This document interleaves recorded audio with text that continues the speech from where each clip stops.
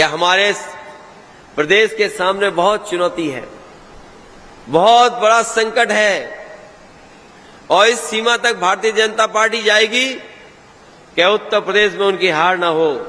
वो जानते हैं कि कोई मुकाबला कर सकता है भारतीय जनता पार्टी का तो वो समाजवादी पार्टी है, कोई दूसरा दल नहीं है। इसीलिए सबसे ज्यादा अन्याय का सामना भी अगर किसी को करना पड़ रहा है तो वो हमारे समाजवादी कार्यकर्ता और नेता हैं जिनके ऊपर अन्याय का सामना करना पड़ रहा है। और देश के इतिहास में किसी भी प्रदेश में या अभी तक के इतिहास में हाथ उठा करके देख लो, किसी नेता के साथ इतना अन्याय नहीं हुआ होगा जितना मोहम्मद आजम खान साहब के साथ अन्याय हुआ है। उनके परिवार के लोगों को जेल भेजना एक सोची समझी साजिश के तहत हुआ है, षड्यंत्र के तहत हुआ है। और हमें उम्मीद है कि अभी चाहे न्याय न मिला हो, लेकिन जैसे ही हम लोग और अन्य कोर्ट में जाएंगे तो हमें उम्मीद है कि न्यायालय उनकी मदद कर करके एक दिन वो वापस आकर के हम लोगों के बीच में समाजवादी पार्टी के साथ खड़े होकर के अपील करेंगे। इसलिए साथियों, चुनौतियां भी हैं, लेकिन अब समय नहीं बचा है। आज जब हम और आप लोग बैठे हैं तो अक्टूबर का महीना खत्म होने जा रहा है। 4-5 महीने होंगे जब उत्तर प्रदेश में चुनाव दिखाई देगा। इसलिए सबसे बड़ी जिम्मेदारी हमारी आपकी है, क्योंकि बीजेपी के लोग 14 में ही आए थे यूपी से और हमें भरोसा अपने कार्यकर्ता नेताओं पर कि 14 में जो लोग आए हैं 24 में उत्तर प्रदेश से वो बाहर चले जाएंगे। जहां तक सवाल सरकार का है, सबने कहा होगा कि महंगाई बढ़ गई। आज अगर हम महंगाई को देखते हैं तो हर चीज की महंगाई बढ़ गई है। जो कीमतें थीं बाजार में पहले, इधर कीमतें कहां पहुंचा दी। अगर हम डीजल पेट्रोल ही देखें तो 2014 में डीजल पेट्रोल की कीमत क्या थी और आज अगर 2023 में बताओ डीजल पेट्रोल कहां पहुंच गया। खाने पीने का सामान या जरूरत की चीजें आजकल किस पैमाने महंगाई बढ़ा दी।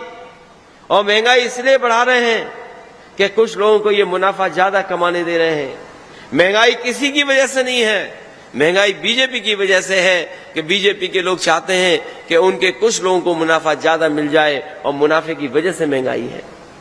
इधर फसलें जो तैयार हुई खेतों में, हमारे यहाँ किसान भाई बैठे होंगे, कोई नहीं है जिसके यहाँ ऐसा ना हो, खेत ना हो, पैदावार ना हो। आप में से जितने बैठे साथी हैं खेती से जुड़े लोग हैं, बताओ गेहूं की कीमत क्या सरकार दिला पाई? कहीं भी सरकारी खरीद नहीं हुई। जो कुछ खरीद हुई है वो बाजार में हुई है। और बाजार की अगर जानकारी कर लोगे तो देश के 4-5 उद्योगपति ने पूरे के पूरे उत्तर प्रदेश का गेहूं खरीद लिया। और गेहूं खरीद करके जो मुनाफा कमाया है, ये सरकार ने मुनाफा कमाया है। अगर सरकार चाहती तो उद्योगपतियों को मुनाफा नहीं कमाने देती, हमारे किसानों की मुनाफा मिल जाता। अभी धान तैयार है, लेकिन धान खरीदने का इंतजाम सरकार ने नहीं किया है। अगर कहीं भी हरदोई में एक जगह भी धान खरीदने का इंतजाम किया हो तो बता दो हमें आप। एक भी जगह खरीद केंद्र नहीं बना होगा, सरकार की तरफ से कोई इंतजाम नहीं हुआ होगा। और धान हमारे किसान का ऐसे ही लूट लिया जाएगा।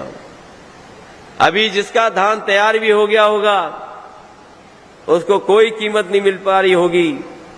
जो एमएसपी तय की है सरकार ने, वो एमएसपी भी नहीं दे पा रहे हैं। इसलिए हम आपसे कहना चाहते हैं, अगर समाजवादी सरकार बनेगी तो हम निश्चित करेंगे हमारे किसानों की पैदावार का कम से कम एमएसपी मिले और जो कीमत है उस तक पहुंचे। हमने कहा कि आगरा लखनऊ एक्सप्रेसवे और इस गंगा एक्सप्रेसवे में यही फर्क है कि जो कुछ मुनाफा हो रहा है आगरा लखनऊ एक्सप्रेसवे में, वो सरकार के खजाने में जा रहा है। और जो गंगा एक्सप्रेसवे में मुनाफा होगा वो किसी उद्योगपति की जेब में जाएगा। यही फर्क है गंगा एक्सप्रेसवे में और आगरा लखनऊ एक्सप्रेसवे में। जब मैंने उसे बताया कि आगरा लखनऊ एक्सप्रेसवे में जो मुनाफा होगा सरकार का, जो टेंडर हुआ है टोल का इकट्ठा करने का, वो प्रतिदिन 1 करोड़ से ज्यादा रुपए का है। सोचिए, 1 करोड़ से ज्यादा रुपया प्रतिदिन सरकार के खजाने में आ रहा है। वो सरकार का एक्सप्रेसवे है।